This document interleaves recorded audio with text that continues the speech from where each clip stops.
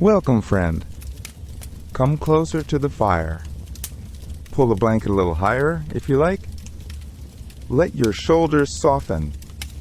Let the day you have carried set itself down at the edge of the hearth, the way a good dog circles 3 times and finally lies still.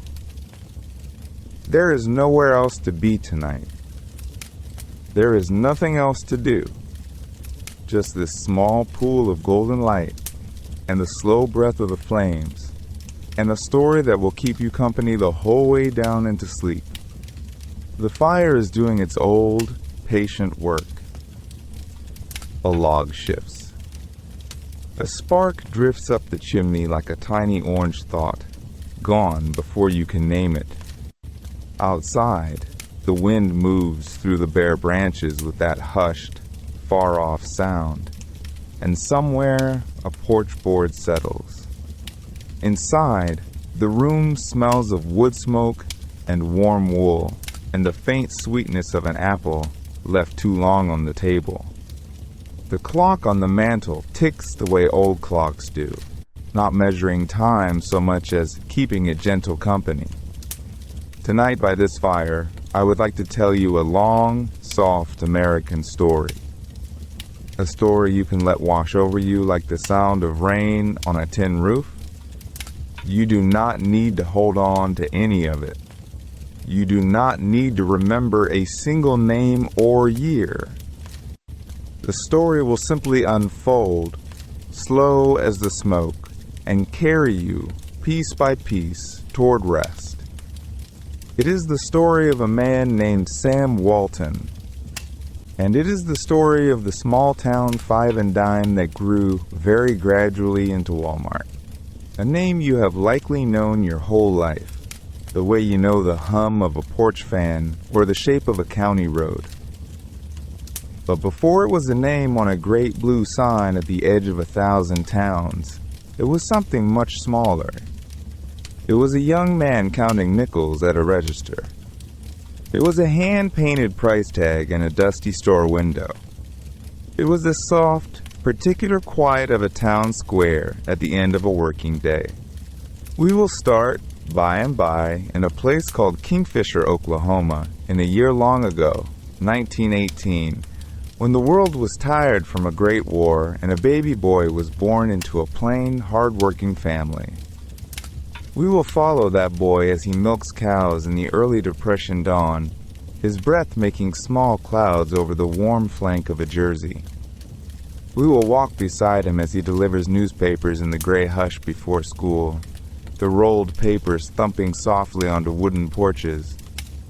We will sit with him at a desk at the University of Missouri, studying economics, and we will see him in a quiet Army intelligence office during the Second World War, a young man with neat penmanship and a steady gaze.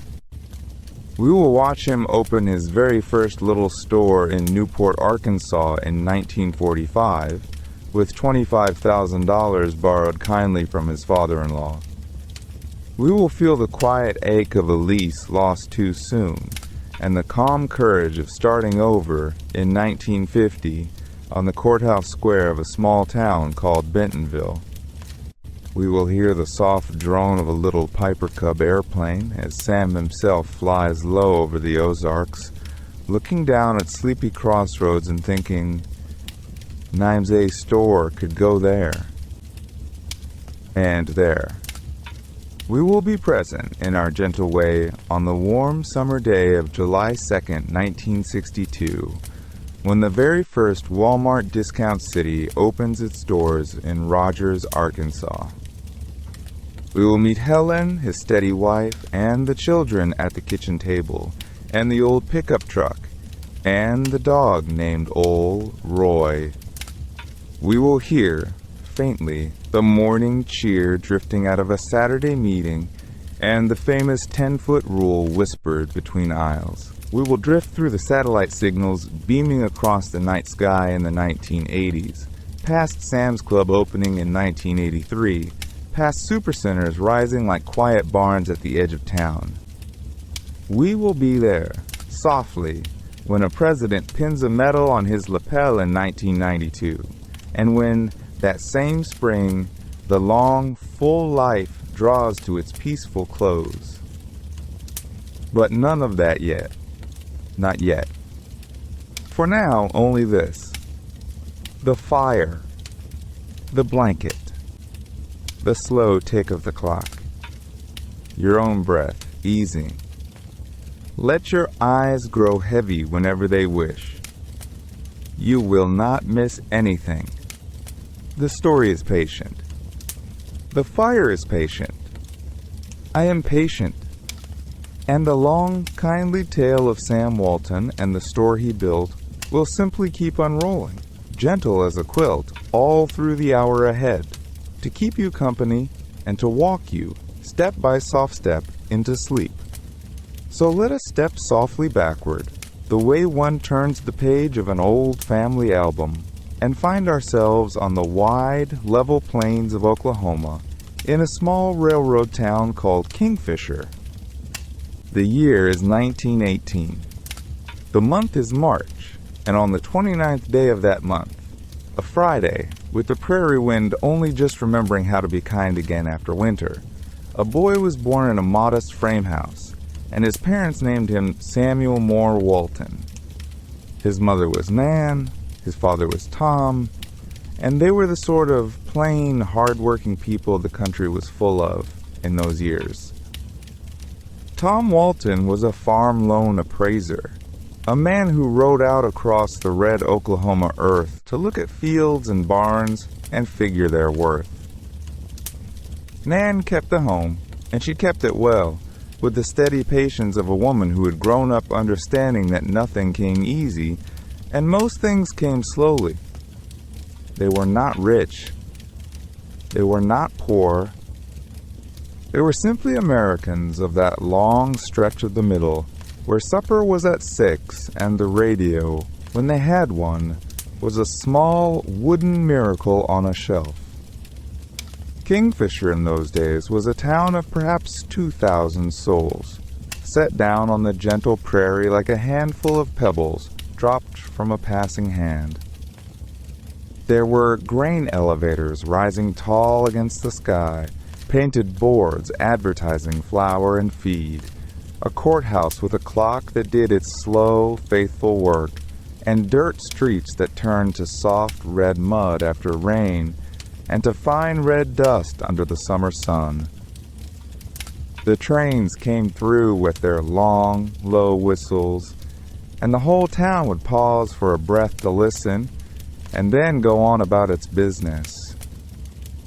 Into this quiet world young Sam arrived, and into this quiet world he opened his eyes and began, very slowly, to learn what living was made of.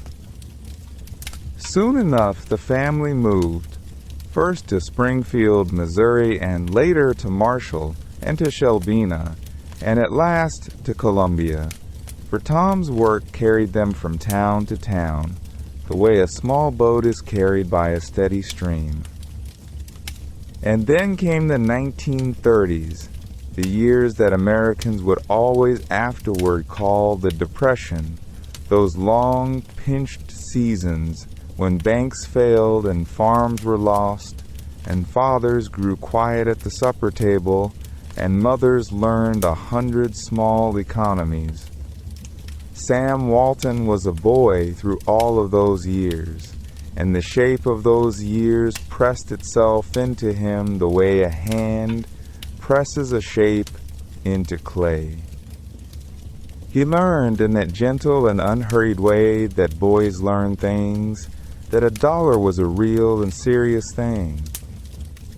He learned that work was simply what one did, the way breathing was what one did, without complaint and without ceremony. Before the sun was up over the cottonwoods, he was out in the cool blue hush of morning, milking the family cow, his cheek resting against her warm flank, his small hands working in the patient rhythm that all dairy hands have known since the beginning of dairy hands.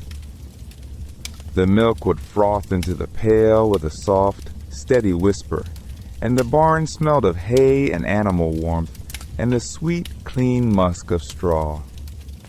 After the milking came the bottling, and after the bottling came the deliveries. Sam carrying glass bottles down the lanes of his little town, leaving them on porches where mothers would find them at breakfast, the cream risen in a pale cap at the top. And later in the day, when school had let out and the sky over Missouri had turned that long, drowsy blue of late afternoon, he took up his bag of newspapers and walked the quiet dirt roads, tossing the folded papers up onto porch boards with a soft, dry slap. He had a paper route and then another paper route, and in time he had several boys working under him, and he was paying them, and he was keeping the books. He was 12, then 13, then 14. He was already, though no one yet knew the word for it, a merchant. There is something tender, isn't there, about a boy of those years in that country? His cap pulled down, his shoes a little scuffed, his pockets jingling with the small earned coins of his own labor. The cicadas singing in the elms. The screen door tapping shut behind him. His mother's voice, gentle from the kitchen, calling him in for supper. The depression all around, and yet within that little circle of porch light and lamplight, a boy growing, quietly, toward the man he would one day become. And the prairie wind kept blowing, soft and even, across the long American evening. And the years, as years do, kept turning. The boy who had milked cows before sunrise, who had folded newspapers in the gray Missouri dawn, grew taller, steadier, surer of his step. By the autumn of 1936, he was a young man walking beneath the great oaks of Columbia, Missouri, his books tucked under one arm, the bells of the University of Missouri ringing soft above the rooftops. The town smelled of wood smoke and library paste, of football Saturdays and slow Sunday afternoons. And there, in the long lecture halls of the economics department, Sam Walton sat near the front, listening with that quiet, country attentiveness he had carried since boyhood, the same calm gaze that had once watched the prairie wind move through the wheat. He studied supply and demand, the gentle arithmetic of how a dollar travels from one hand to another. He learned about markets and merchants, about the slow, patient ways that small businesses grow. But Columbia taught him something else too. It taught him people. He shook every hand he could find. He remembered every name. He was elected president of his senior class, and they voted him with a smile the most versatile boy on campus. None of it went to his head. He still wore the same easy grin he had worn back home, still carried that soft Oklahoma drawl, still believed, somewhere down deep, that the best thing a person could do in this world was to be useful. He graduated in 1940, a fresh diploma in his hand, the long Missouri summer shimmering all around him. C. Penny Company. $85 a month, a clean white shirt, a thin striped tie. He stood behind the counter and learned to fold sweaters. He learned to greet a customer at the door, to look them in the eye, to thank them for coming in. He learned that selling, when it was done right, was simply a kind of kindness, a way of helping a neighbor find what they needed on a price they could afford. And in those long Iowa evenings, in a little rooming house with the radio playing low, he began, without quite knowing it yet, to dream of a store of his very own. But the world had other plans first. The war came, the way the war came to so many young Americans in those years, quietly, through a letter, through a notice tacked to a wall. By 1942, he was in uniform, the creases sharp, the brass buttons gleaming.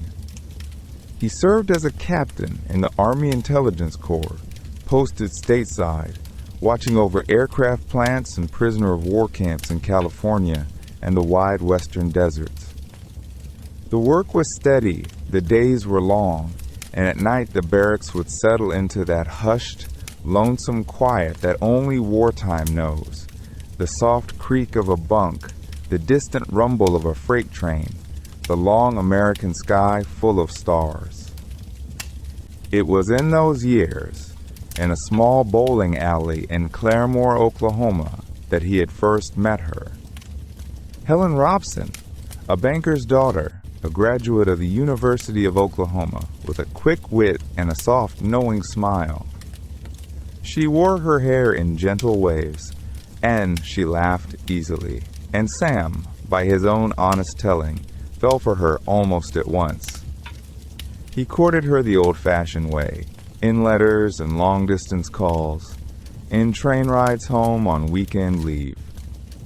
He wrote to her of small things, of the desert sunsets and the dust on his boots, of the future he could just barely see, glimmering somewhere out beyond the war. They were married on Valentine's Day, 1943, in the little white church at Claremore, with the Oklahoma wind moving soft through the bare February trees. And from that day forward, whatever Sam Walton would become, Helen would be there beside him, patient, steady, the quiet keel of the long voyage ahead.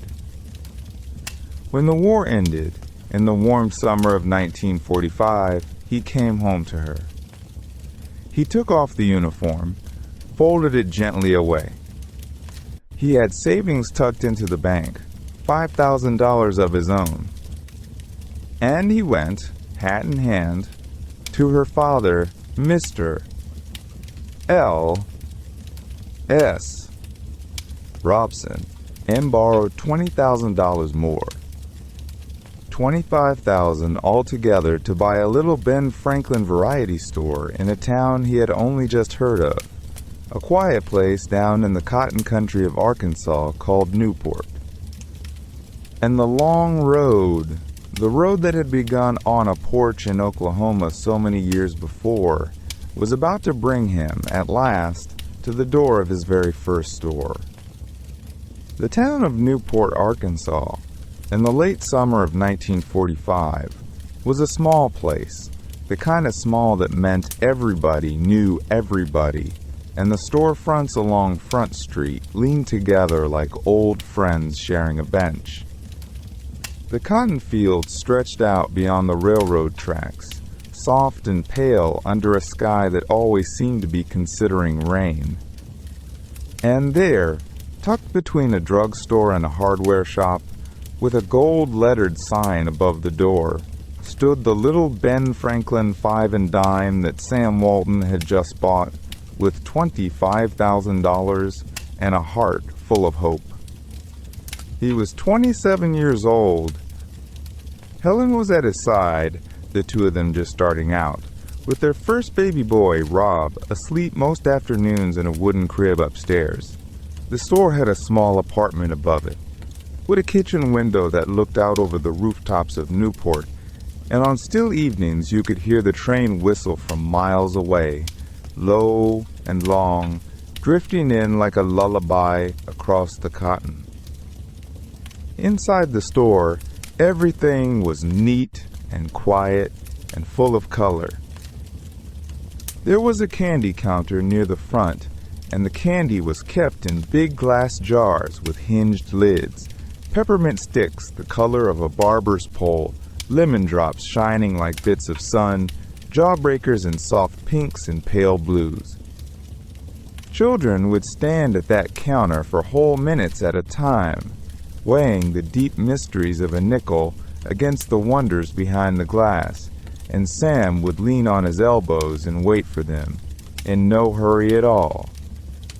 Toward the back there was a soda fountain, The long marble counter, the round stools that turned with a soft squeak, the chrome handles that hissed when the cherry soda came up cold and bright. On Saturday afternoons, the stools were always full, and the fans turned slow on the ceiling, and the air smelled of vanilla and root beer and the warm sweetness of waffle cones. The ladies came in with their hats and their pocketbooks. The farmers came in dusty from the fields. The children came in barefoot, with dimes clutched tight in their fists.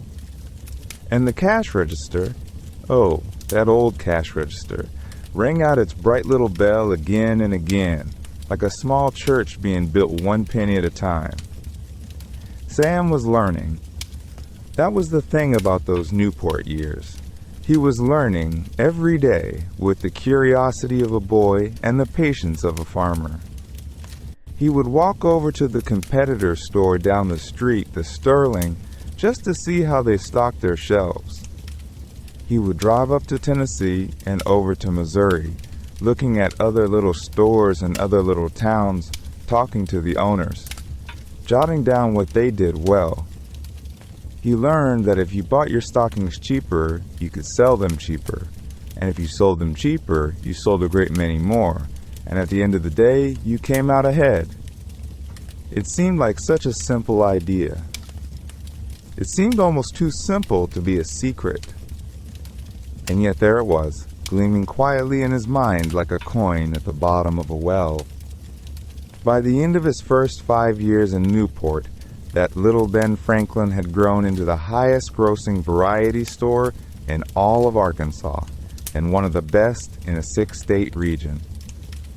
Helen kept the books at the kitchen table upstairs. Sam pinned hand-lettered signs in the windows. The children tumbled through the aisles after closing time, chasing each other past the bolts of fabric and the Christmas tinsel and the long, long row of penny candy. It should have been a beginning that lasted forever. But the lease on the building, signed in haste and in good faith back in 1945, had no clause for renewal. And when the time came in 1950, the landlord, who had seen how well the store was doing, decided he wanted it for his own son. And so, just like that, after 5 good years, after 1,000 small triumphs and 10,000 ringing bells of the cash register, the Walton family had to begin packing up the candy jars and the soda glasses and the wooden shelves. It was a hard parting. Sam took it the way he took most hard things. Quietly, without bitterness, with his hat in his hand and his eyes already searching the horizon. They loaded the truck. Helen kissed the children. The Front Street store, with its gold-lettered window, stood empty behind them as they pulled away. And somewhere ahead, in a town they had not yet seen, a quiet square was waiting, with an old building and a new beginning, and a name that one day the whole country would come to know. Bentonville. Bentonville came into view the way small southern towns often do. Slowly, almost shyly, through a screen of trees and a long curve in the road. The hills of the Ozarks rose softly around it, green and rolling, and the late afternoon light lay across the fields in long, gentle bands of gold. Sam slowed the car as they crossed into town, and Helen, beside him, looked out at the modest houses, the white porches, the church spires rising above the oaks. Somewhere, a dog barked once, and then went quiet. The air smelled of cut grass and wood smoke, and something faintly like rain. They drove around the courthouse square that first evening, just the two of them, taking in the shape of the place. The square was small, a tidy patch of green at the heart of town, with a stone courthouse standing in the middle and a ring of brick storefronts looking quietly inward, like old friends gathered around a table. Awnings hung above the sidewalks. A barbershop pole turned slowly in a doorway. An old man in overalls tipped his hat as they passed, and Helen smiled and waved back as though she had lived there all her life. The building they had come to see sat on the north side of the square. It was narrow and tall, with a high tin ceiling inside and a long wooden floor that creaked in all the comfortable places. They unlocked the door together and stepped in and stood for a long moment in the cool dimness, listening to the small ticking sounds an old building makes when it is waking up to new owners. Sam ran his hand along the counter. Helen looked up at the ceiling and laughed softly. It was, she said, gonna be just fine. They named it Walton's 5 and 10, painted the letters carefully across the front window, and opened the doors to whoever wandered by. And before long, the people of Bentonville did wander by, out of curiosity at first, and then out of habit. Mothers pushing strollers. Farmers in town for Saturday errands. School children with nickels warm in their palms. The wooden floor learned the rhythm of their footsteps. The bell above the door learned the pattern of their comings and goings. And little by little, the store became part of the town the way a stone becomes part of a stream, without anyone quite noticing the moment it happened. The Waltons settled into a brick house only a short walk from the square, a quiet, sturdy place with a yard for the children and big trees that turned russet in the fall. There were 4 of them now. Rob, the oldest, then John, then Jim, and at last little Alice, the only daughter, with her brother's shadows running ahead of her down the sidewalks. Helen kept the household humming with her steady, cheerful patience. There were lunches packed and homework done at the kitchen table, and bedtime prayers murmured into the soft summer dark.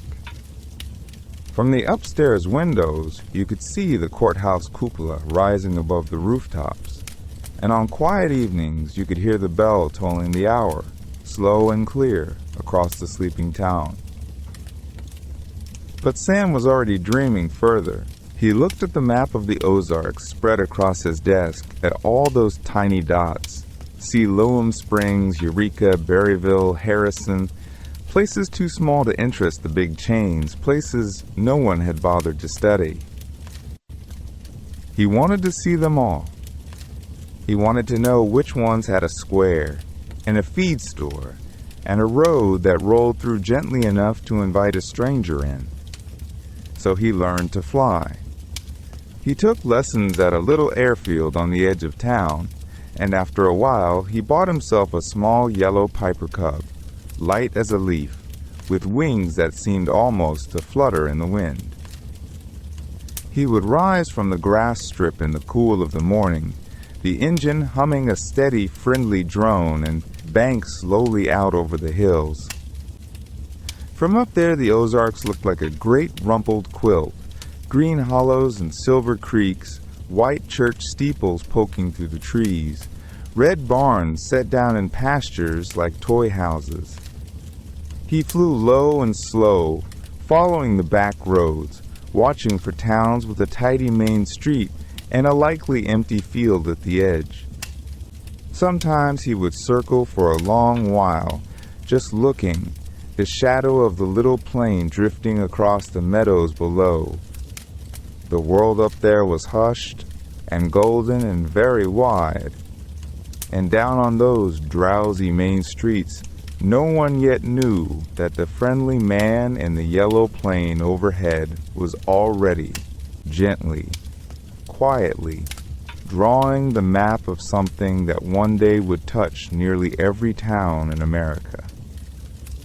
And so the seasons turned, gently, the way they always do in that part of the country. Spring rains gave way to summer, and summer settled in soft and slow over the Ozarks, the way a quilt settles over a sleeping child. The little yellow plane went on with its quiet errands, and the stores in Bentonville and the other small towns kept their doors open and their shelves tidy, and somewhere along the way, in the warm quiet of evenings on the back porch, Sam Walton began to think about something just a little bit bigger. He talked it over with Helen, of course. He always did. They sat together with the cicadas humming in the trees and the smell of cut grass drifting in through the screen, and they spoke softly about a new kind of store. A bigger store. A simpler store. One that would sell good things at low prices every single day to the kind of folks they had grown up with. Farmers and mill workers and young mothers counting nickels at the kitchen table. Helen listened the way she always listened, calm and steady, and when Sam looked over at her in the lamplight, she smiled that small, certain smile of hers, and that was answer enough. The morning of July 2nd, 1962, dawned warm and bright over Rogers, Arkansas. The sky was that pale, washed blue you only ever see in early summer, and the air smelled faintly of dust and clover and somebody's breakfast bacon drifting from a kitchen down the road. On the edge of town, on a stretch of land that had until recently been not much more than open field, a long, low building stood waiting, freshly painted, its windows still bearing the soft smudges of new glass. And above the doors, in plain block letters, was a name that the world had never quite seen before. Walmart Discount City. It was a humble sign, really. Nothing flashy. Nothing grand. Just letters on a board, the way a country grocer might letter the side of a barn. But on that quiet July morning in 1962, those letters caught the early light and held it, gentle and golden, as if the day itself had paused to take a look. People came on foot and in pickup trucks. They came in their Sunday second-best dresses and their cleanest work shirts, the children scrubbed and shy at their parents' sides. Some of them had known Sam from the Ben Franklin on the square in Bentonville. Some had simply heard about the new place from a neighbor over the back fence. They gathered loosely in front of the doors, talking in low voices, fanning themselves with folded handbills, watching as Sam stepped up in his neat dark suit, his tie a little crooked the way it always seemed to be. Helen was there beside him, of course. And the children, Rob and John and Jim and Alice, scrubbed and squinting in the sun, leaning into one another the way young brothers and sisters do. Somebody held a pair of scissors. Somebody held a length of red ribbon. And Sam, in that easy, unhurried way of his, said a few quiet words about wanting to give folks a fair shake, about low prices, about neighbors helping neighbors. Nothing fancy. Nothing rehearsed. Just the plain truth of a man who had grown up milking cows in the gray dawn of a Depression-era farm. Then he raised the scissors, and the ribbon fell away, light as a leaf, and the doors of the very first Walmart eased open into the warm Arkansas morning. Inside, the air was cool and clean. The aisles were wide and bright, the floors freshly swept, the shelves stocked carefully with the everyday things of everyday life. Work gloves and dish soap, sewing thread and children's sneakers, bags of flour and tins of coffee. Prices were marked low, plainly, with no fuss, no fine print. Folks moved slowly down the aisles the way people do in a place where they feel welcome, picking up a thing, turning it over, smiling small private smiles when they saw what it cost. Outside, the cicadas hummed on, and the sun climbed higher over the rooftops of Rogers. Somewhere, a screen door slapped shut. Somewhere, a child laughed. And in the gentle hush of that ordinary, beautiful summer day, a small Arkansas town watched one of its own try something new, quietly, kindly, and very much in scale with the lives of the people he loved. No one inside that store, not even Sam himself, could have imagined just then what was beginning. No one was thinking of empires. No one was thinking of skylines or satellites or far-off seas. They were only thinking, on that warm July morning, that it was a fine day, and that the prices were good, and that a friendly man in a slightly crooked tie had opened his doors to them and said, kindly, "Come on in." And from that fine July morning, the years began to gather themselves like leaves on a slow river, drifting one into the other, until the doors of that first Walmart in Rogers had swung open and shut 100,000 times, and a second store had risen, and a third, and then a quiet tide of stores spreading across the small towns of Arkansas and Missouri and Oklahoma. And though the company grew, and the trucks multiplied, and the ledgers thickened, there remained, at the center of it all, a small white-painted building in Bentonville, where on Saturday mornings, before the sun was much more than a rumor in the eastern sky, the lights would come on, one by one, and the coffee would begin to perk, and the long week would gather itself into a single soft hour of fellowship. They came in pickup trucks, mostly. They came in old sedans with the radios still warm. They came carrying paper cups and yellow legal pads, and the kind of sleepy, easy smiles that people wear when they are among their own. Managers from the stores, buyers from the back office, drivers from the loading docks. And there at the front, in a folding chair or behind a plain podium, was Sam himself, in a Walmart cap and a striped tie, his pencil already in his hand, his notepad already half filled with thoughts he had carried in from the dawn. He liked Saturdays. He always had. He believed that if his competitors were sleeping in, then he and his folks ought to be awake, sharing what they had seen during the week, telling stories on themselves, laughing at the small mistakes, celebrating the small victories. He believed that a company was nothing more than the sum of its people, and that people, given a little kindness and a little trust, would do remarkable things. And so the meetings began, as they always began, with a cheer.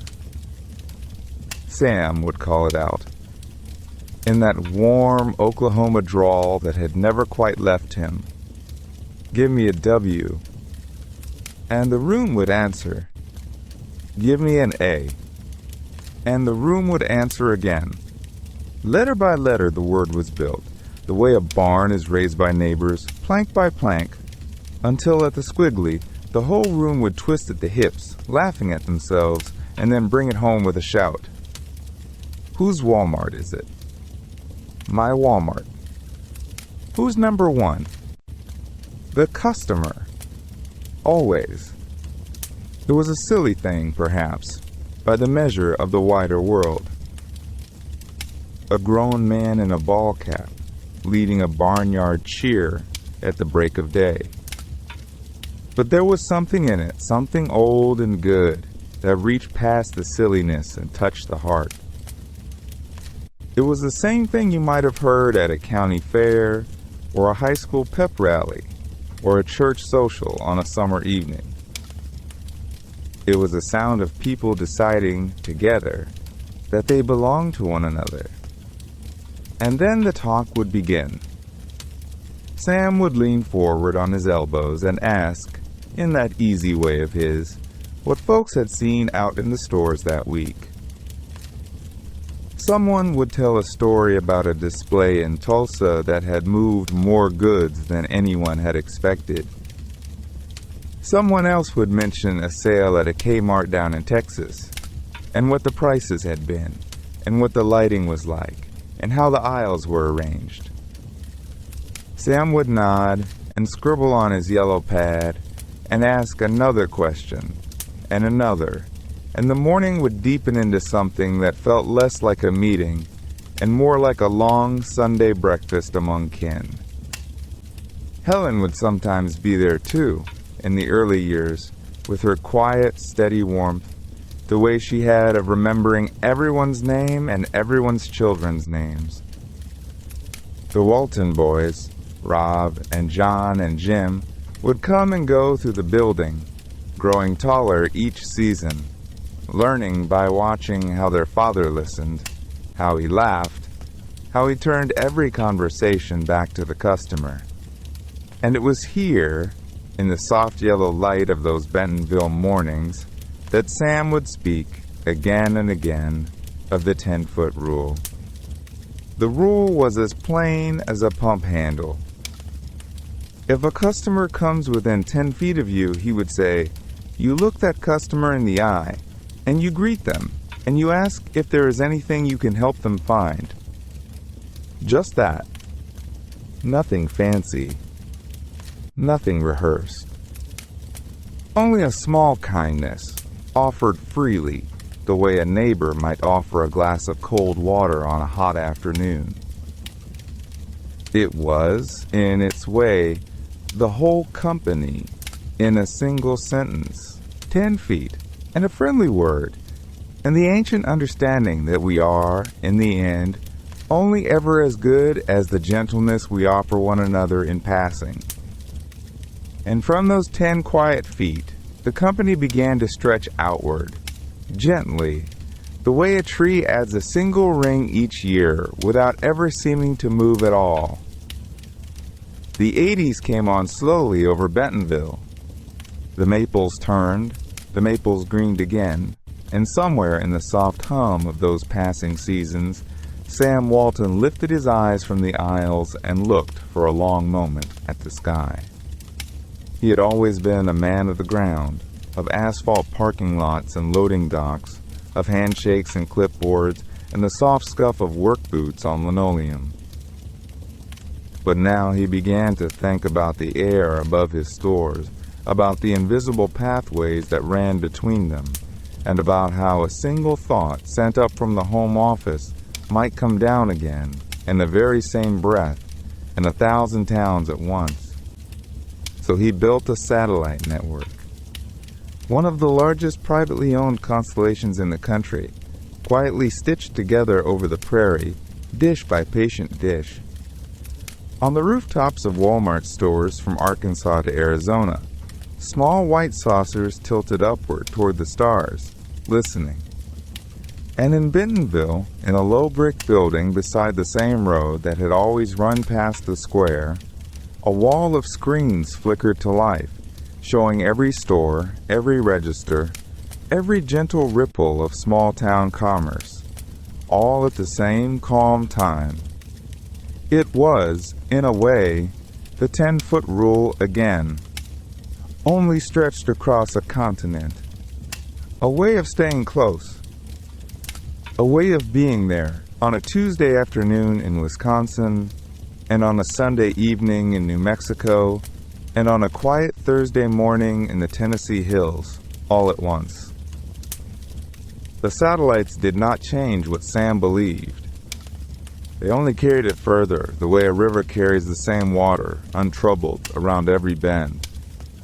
And while the dishes turned overhead, on the ground, Sam was still tinkering, still trying things, still walking into the back rooms of his stores with a yellow pad and a question. In 1983, in Midwest City, Oklahoma, a flat, friendly stretch of road on the eastern edge of Oklahoma City, he opened the first Sam's Club, a great plain warehouse of a place, with concrete floors and steel shelves that climbed toward open rafters. Pallets stood where displays might have, stacked with cases of paper towels and crates of cereal and bright pyramids of canned peaches. There was no music, no marble, no fuss. Only the long, honest shape of value, sold in bulk, to small business owners and thrifty families who knew the worth of a dollar saved. The members came in with their cards and their pickup trucks and their little notepads, and they walked the wide aisles in a sort of contented hush, the way people walk through a barn full of good hay. Sam himself wandered through often in those early days, in his cap and his open collar, asking the cashiers their names, asking the members what they'd come in for, asking the stockers if anything was running low. The same questions. The same gentle attention. Only the ceiling was higher now. And then, a few years on, he tried something else. Hypermart USA. They called it at first an enormous, sprawling experiment under one long roof, where groceries and dry goods and clothes and tires and birthday cakes all gathered together, like cousins at a family reunion. It was a generous idea, a little ahead of its time, and Sam refined it patiently, the way a carpenter planes a board down to true. Out of that learning came the Walmart Supercenter, the first one in Washington, Missouri in the late 80s, a place where a young mother could buy fresh milk and school shoes and a birthday card and a bag of dog food in a single, easy walk down a single, well-lit aisle. Each format was different on the outside, but on the inside, they were all the same store. The same quiet promise. Friendly faces, lower prices, and the soft, steady understanding that the customer's day was already long enough, and that her trip ought to be as easy as possible. The satellites watched it all from above. The home office in Bentonville hummed gently through the night. And somewhere out on the highway, a pickup truck slowed, signaled, and turned beneath a tall blue sign, its driver carrying nothing in his pocket but a list written in pencil in his wife's careful hand. He did not know about constellations. He only knew that the lights were on, and the doors would open, and that a kind voice somewhere inside would say hello. Years passed in the way years do when a man is busy and content. Quietly, the way snow settles on a pasture, one soft layer at a time. By the middle of the 1980s, the small company that had begun in a small town with a small loan had grown into something the country could see from any direction it cared to look. Stores in Texas, stores in Tennessee, stores in Iowa and Kansas, in the long flat distances of Nebraska, where the wind smells of cut hay. And one autumn morning in 1985, a magazine arrived in mailboxes across America with a name on its cover that surprised nearly everyone, except perhaps the man who bore it. Forbes had counted the fortunes of the nation, ranked them carefully, and at the very top, in plain black ink, they had placed the name Sam Walton. The richest American, they said. A title heavier than any crown. And in Bentonville, the man so named read the news, folded the magazine, and went on with his Tuesday. He drove, that morning, the same red Ford pickup he had driven the year before and the year before that. Its bench seat was patched in one corner with silver tape. Its bed carried the dust of gravel roads, the faint scent of dog, a coffee thermos rolling gently from one side to the other when he took a curve. Beside him on the seat sat Roy, A brown bird dog with kind, patient eyes and a tail that thumped twice whenever Sam looked his way. Roy did not know about magazine covers. Roy knew only that the truck was going somewhere, and that he was going to, and that somewhere along the way there might be a stick worth chasing. They drove past the courthouse square, past the bakery, past the man sweeping the sidewalk in front of the hardware store.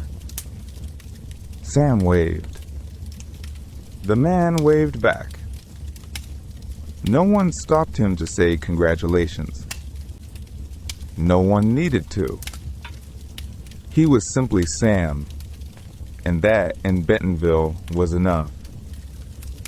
The years that followed were softer still. He was older now, his hair gone white, his shoulders carrying the gentle stoop of a long life lived in motion. There were grandchildren on the lawn at Helen's table. There were hunting trips with old friends and quiet mornings on the porch, and Saturday meetings that he still attended whenever his strength allowed. His voice a little thinner now, but warm, always warm, when he asked the associates to lead the cheer. And then, in the spring of 1992, when the dogwoods were just beginning to open their pale white blossoms across the Ozark Hills, a black car pulled up to a hospital in Bentonville. From it stepped the President of the United States, George H. W. Bush had come on the 17th of March, not to a marble hall in Washington, not to a podium ringed with cameras, but to a small, sunlit hospital room where a man lay propped against pillows, his hand thin upon the blanket, his eyes still bright. The President spoke softly. He read the citation aloud. He spoke of a quiet revolution in American life, of small towns served, of jobs created, of a humility that had never wavered through all the long climb. And then, gently, he laid the Presidential Medal of Freedom, a ribbon of pale blue, a star of gold, around the neck of Sam Walton. Sam smiled. Helen stood beside him, her hand resting on his. The afternoon light came through the window and caught the edge of the medal, and for a long moment no one in the room spoke at all. There was only the sound of the breeze in the dogwoods outside, and the distant hum of a town going about its day. 3 weeks later, on the 5th of April, in the early hush of a Sunday morning, Sam Walton closed his eyes for the last time. He was 74 years old. He went peacefully, the way a candle goes when its wick has done its long good work, without struggle, without fear, with Helen near, and the family near, and the soft Ozark light just beginning to fill the room. Outside, in the quiet streets of Bentonville, the dogwoods were in full bloom. The flag above the home office moved gently in the breeze. And somewhere, on a country road not far away, a red pickup truck sat parked beneath a sycamore tree, its windows down, its bench seat empty, waiting, as pickup trucks will, for the next quiet errand, the next gentle morning, the next chapter that someone else now would have to drive into. Helen lifted the lantern, and the family stepped forward to carry it on. And so the lantern moved on, as lanterns do, from one steady hand to another, its small flame unbroken by the passing of years. In the soft hours after Sam was gone, Bentonville did what Bentonville had always done. It opened its shutters in the morning. It swept its sidewalks. It put coffee on at the diner near the square, and the home office, just up the way, kept its lights on a little longer than it used to, the windows glowing gold against the long Ozark evening. The home office was never a tower, never a glittering thing of marble and mirrored glass. It was a low, plain building of brick and good sense, with linoleum floors that squeaked just a little, and folding chairs that had been folded 1,000 times. Inside, the same maps were still pinned to the walls, only now the pins reached farther, across the Rio Grande into Mexico, down to the warm stores of Monterrey and Guadalajara, across the Pacific to Shenzhen and Beijing, over to Sao Paulo, to Toronto, to small towns in England with names that sounded like poems. The stores carried different signs in different languages, but the lights inside were the same warm white, and somewhere, on every continent the company touched, an associate with a blue vest was kneeling down to help someone find what they were looking for. The Made in America campaign had been Sam's late song, and its echoes lingered like the last verse of a hymn. He had walked the factories himself, from the towel mills of Georgia to the candle makers of Ohio, shaking hands, clapping shoulders, pinning red, white, and blue tags to homespun cotton and honest steel. The country had loved him for it. The country had loved him for many things. And though the years would carry on, and styles and shelves and seasons would change, that simple wish that a person's work could feed their family in their own hometown stayed folded into the company's pocket like a letter from a father. On Saturday mornings, the cheer still rose.